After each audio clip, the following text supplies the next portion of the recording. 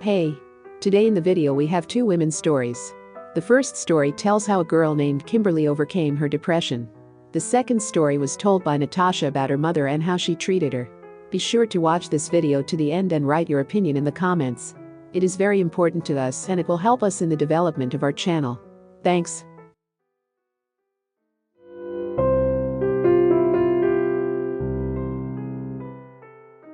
Everything will be fine.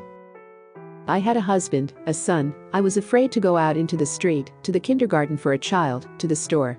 A terrible depression. There were thoughts of suicide after all. It's impossible to live like that. The husband suffered. I did not go anywhere with him, neither to my parents, nor to friends. I was afraid of buses. If I reached a stop, got into a minibus, then panic began. I asked to stop, ran out and hid at home. I didn't say anything to my husband, he still doesn't know. I just said that I'm sick and don't want to go anywhere. He was offended that I didn't seem to like his parents. We went to mine. My dad picked us up by car, brought and took away, and he had to go to the area by bus to his parents. There were quarrels, insults. Probably, this was the beginning of the disintegration of my family. My husband endured my kind of illness for a long time. But I could not help myself, cried at night and thought of dying. I felt sorry for my son, and that was the only thing that made me live. 8 years of depression. But I did it. 1. I began to go out in the evenings, when there were not many people. I walked step by step, and inside myself always said to myself, everything will be fine. I even put a splash screen on my phone, everything will be fine. And when panic began, I looked at the phone and repeated these words.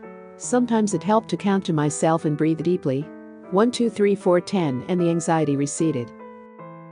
Then, over time, I started taking a minibus. How? I said to myself. Stop, only one stop, you can.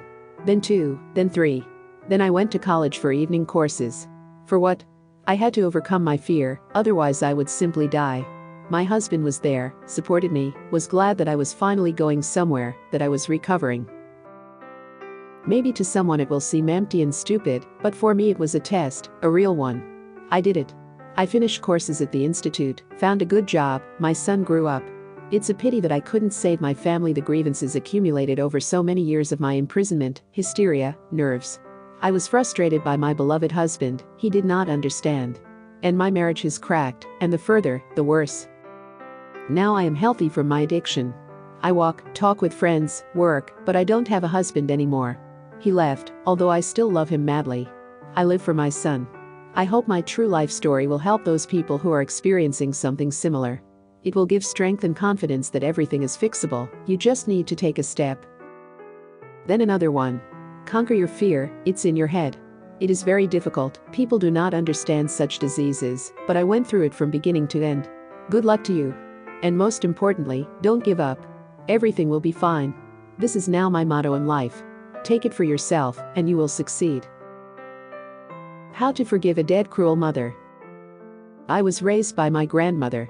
My mother left me without money in another country when I was only 17. I was left all alone, without knowing the language, without money and help. The mother simply said, "Don't come back, I'll throw you out of the apartment, there is no place for you." She divorced my father when I was 4 years old. She married again, gave birth to another child, and divorced again after 3 years. She constantly changed partners, chose everyone 10 to 15 years younger than herself, brought everyone to the house. If any of my mother's fans paid attention to me, they beat me and scratched my face with their nails. For all 30 years, my mother's attitude towards me has been purely consumer-oriented. She never told her friends that she had a daughter. She was never interested in my life. Her last man was 20 years younger than her. He treated her badly, and in 2016 he left her completely. She, according to neighbors, in order to return him, resorted to various methods, even jumped from the window of the apartment. The last jump was unsuccessful, she stopped walking. I learned about her death 3 months later. According to eyewitnesses, her man, who returned to her shortly before her death to receive a donation from her for the apartment, hid the fact of death, and still hides the place of her burial. Tell me, is it normal that I didn't feel anything at this news, and now I don't feel it?